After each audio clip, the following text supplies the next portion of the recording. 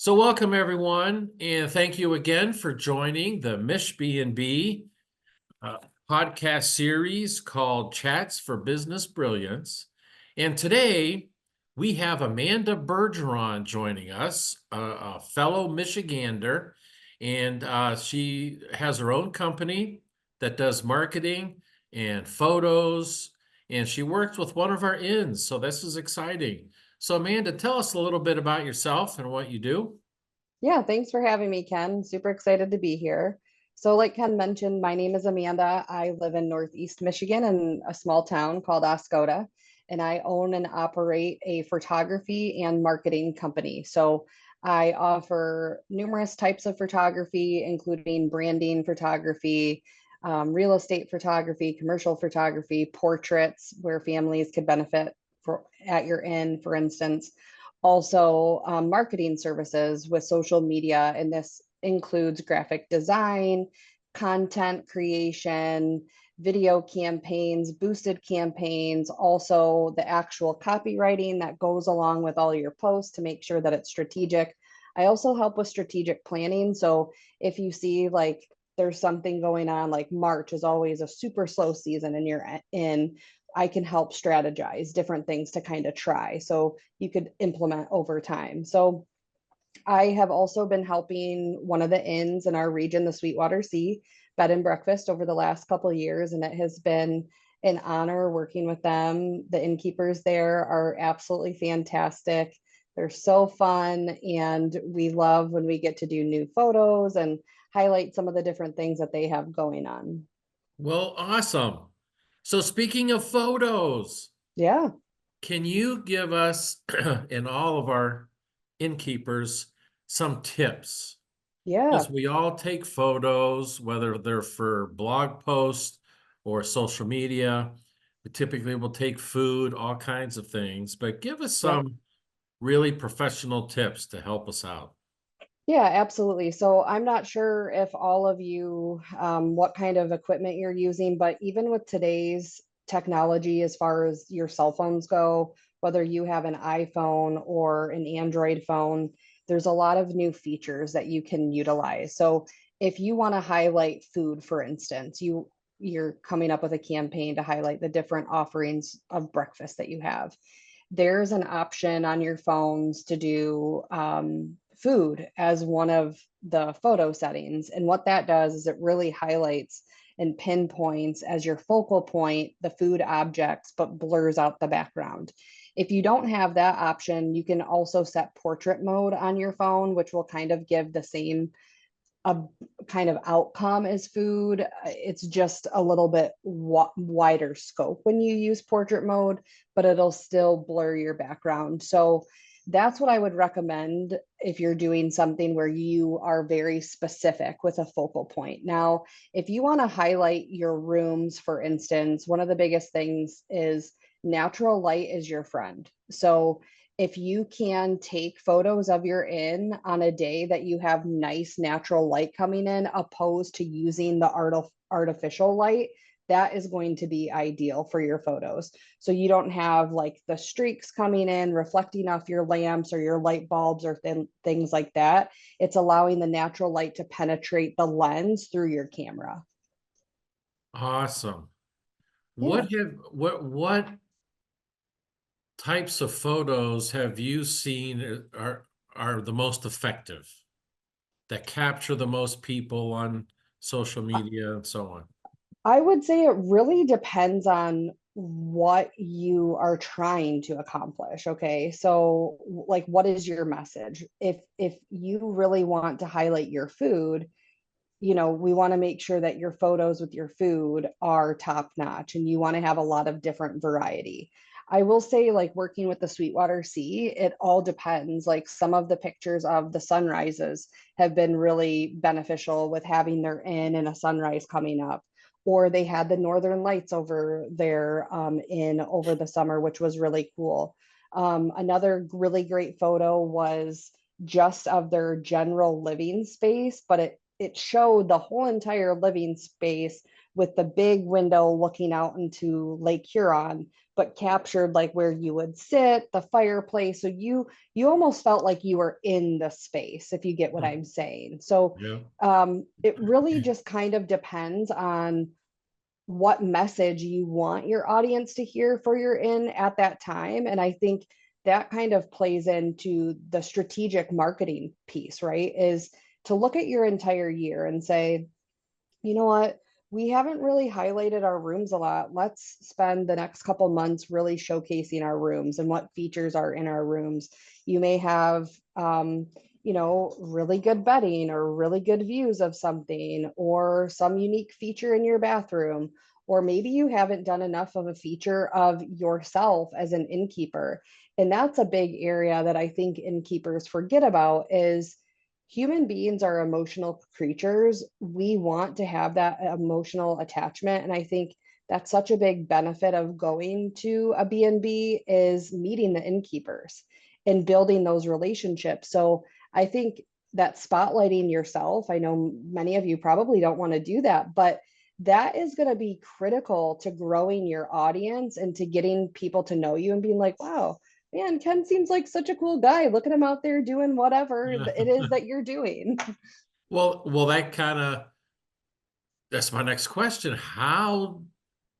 Okay, so I see I really need to focus on us as the innkeeper. It just Yep. seems like you get a lot of reaction from people when we do that, but I Yes. hate to do it. Yep. But then, okay, I'll do it. How do I do that? So Like, there's a couple different ways you can do that. If you haven't like fully introduced yourself on social media or on your website or through a blog, that would be my starting point. Where, and this could be done through a video or it could be done just like at a photo of you in your inn or a variety of photos at your inn. And I would recommend like doing professional photos if you're going to go that route. If you're going to do a video and we're just going to have a conversation like this, you can do that kind of cozy and you're in, just set up either in your kitchen or in your living room or whatever, and just talk to your audience and just say, hey, it's Ken from your B&B, and I just want to hop on here and tell you a little bit more about myself, why I started, what I'm doing, how long I've been doing it for, what you can expect when you come here. And I look forward to meeting you someday. So just like give yourself just a couple little bullet points of who you are, why you're doing what you're doing, and what your guests can expect if they come to see you, and that you're looking forward to seeing them in the future. awesome. Do you need any kind of special equipment, or is it like have someone hold the cell phone and record it? Well, I would say I would not suggest someone holding a cell phone just because you may have somebody that's shaky with a phone and you may Okay. have had heavy breathers holding the phone. So the sound that we're trying to capture is your voice, but we may in turn get the person holding. So at a bare minimum, what I would recommend getting, like just you can get these wiggly leg like tripods that they're Oh, really yeah. easy and your cell phone just connects in them. I mean, you can get stuff like this online for $10. Like they're super affordable now. You guys don't need to go out and spend thousands of dollars on Canon or Sony equipment, video cameras and cameras, or you can work with a local photographer in your area, or if you're interested, I'm willing to come to you as well. So, I think don't overcomplicate this is the biggest thing. Like if you're like, I want to try this on my own, I think you should try it on your own. And you can start with just your cell phone and a tripod. If you're like, you know what, I really love this and I want to try this, but I want a professional to help me. So I'm going to hire and work with somebody to serve as my partner, as a strategic planner to help me achieve my goals with photography and reaching my audience in a different way. I think there's, both sides of the spectrum that you can go. But my biggest thing is, I just don't think you guys should invest thousands of dollars on fancy equipment because, like I said, the technology that we have with our phones now, it's pretty good. And you can do a lot with that. So do you think maybe there's different purposes, but the difference between photos and videos, like what's better? Or is there a better? Um, there's different purposes for sure. And again, I think this goes back to the strategy piece. Like, what are we trying to convey to our audiences? One big thing that I think is great for video is to do walkthroughs. So take a video of somebody opening the door of your inn and you give a walkthrough tour of what each of your bedrooms look like, what your kitchen looks like, any other amenities that you want to highlight. If you're in a location that's walking distance to some shops or, restaurants, maybe you do a walking tour. Like, come with me for a walk, a leisurely stroll in the evening to the local shops, close to our inn or on the beach. The Sweetwater Sea, they have done a couple series on YouTube that they have doing beach walks of like what it looks like today on the beach, just to give their visitors an idea of like all throughout the year what can you expect, like walking along the shores of Lake Huron. So I would not say that video is necessarily better than photography or vice versa. It just depends on what message that you're trying to get across, and really having that plan in place. I think doing a combination, like if realistically you could, doing at least like one video per month. Now that could be come along with us in the kitchen as we prepare today's breakfast. And today's breakfast is this. That's going to really pick on like the viewer's heartstrings and be like, oh my God, look, Ken's inviting me into the kitchen and I get to see like what they would prepare if I was a guest at their inn, which I think is really cool. Awesome. So you mentioned YouTube. Yep. That reminded me of another question or issue I struggle with is, okay, I take a video, I take pictures, where do I keep them? I have an iPhone, Yep. so iPhone formats are sometimes difficult to share Okay. to non-iPhone. Like what do where do I keep them? Okay, so I would say for this, like if you're just, are you looking for a storage platform or do you mean like a way to share with your potential guests? Well, for both. Okay, so a storage platform, I personally would recommend like Google Photos because it's easy, it's in a cloud, you can share whole albums. So if you have a website developer, you can use that. For me, I use something that's called CloudSpot, and that's every photo that I take for the B&Bs that I support. They have their own private gallery, and it's all high definition quality. So when they download their images and share to their web developers, that quality is staying intact. So there's no issue of it, losing any type of pigmentation or getting blurry or any of those things. Now, if you are looking for a way to like share your videos and your photos that you're taking, I would come up with a content plan for that. So SEO, search engine optimization, that is going to be critical for all of the B&Bs. And one of the best two ways that I recommend like growing your virtual footprint on the internet would be through social media platforms and through your website using a blog post.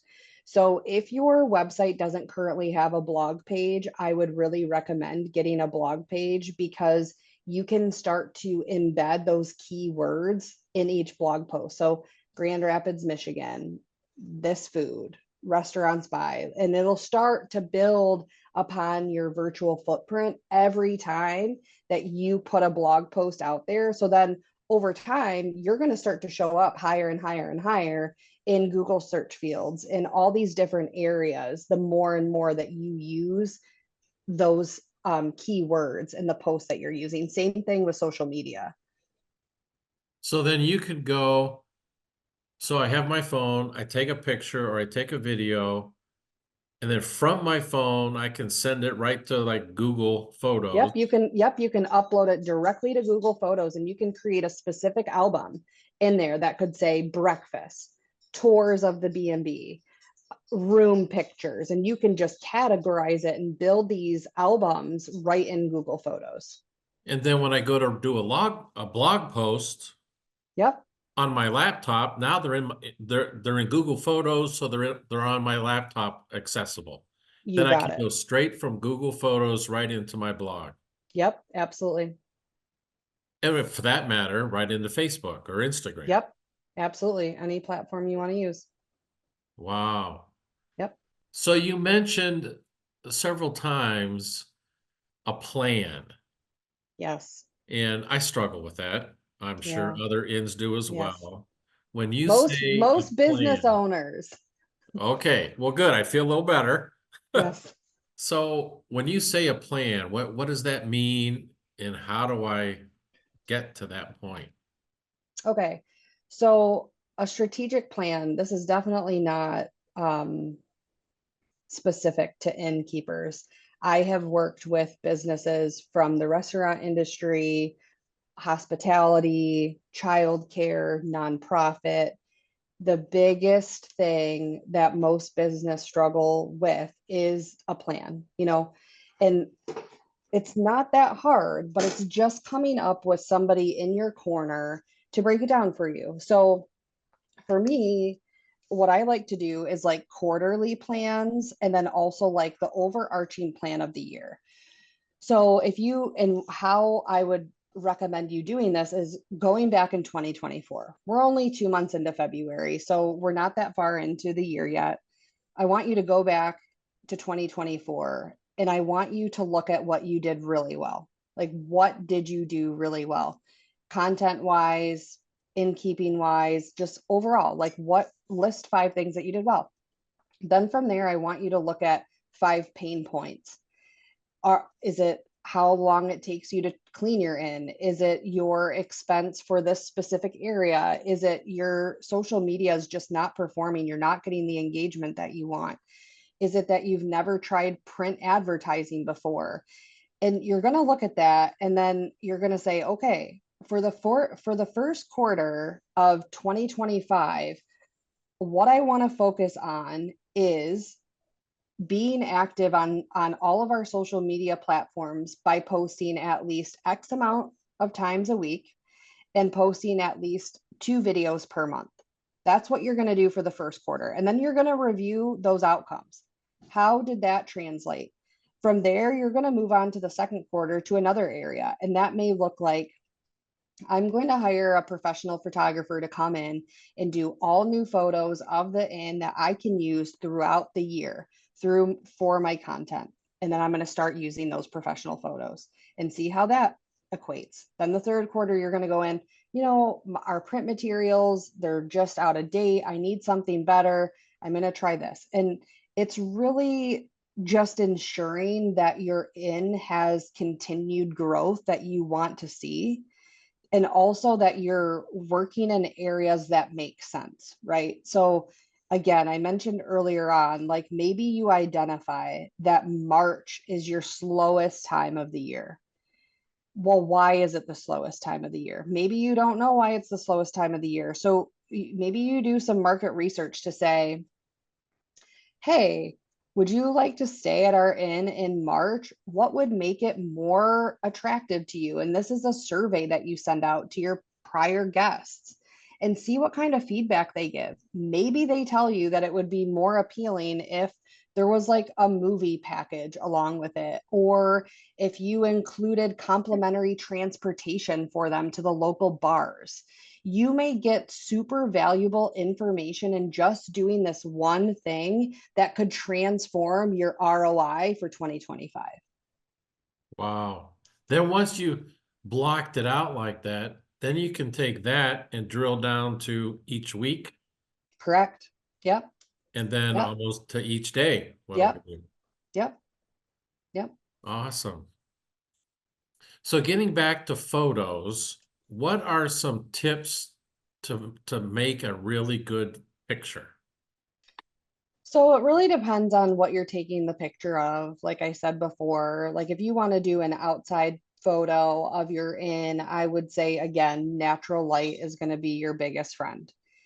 Please, if you can avoid using a flash for your photographs, do that, because the way that the new lenses on phones and cameras, like I use mirrorless cameras. That's what my Canon cameras are, and their ability to absorb the natural light in photos, it almost, I mean, it looks the same as what your eyes would see.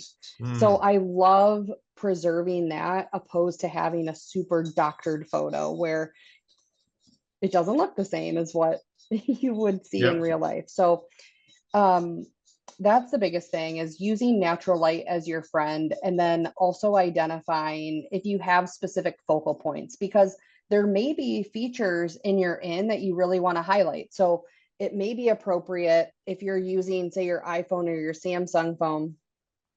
If you're getting a full room shot, I would say you're always going to want to shoot horizontally to get the widest view possible. And you can even like set it down so that you're at a 16th of a photo, so you really are capturing everything.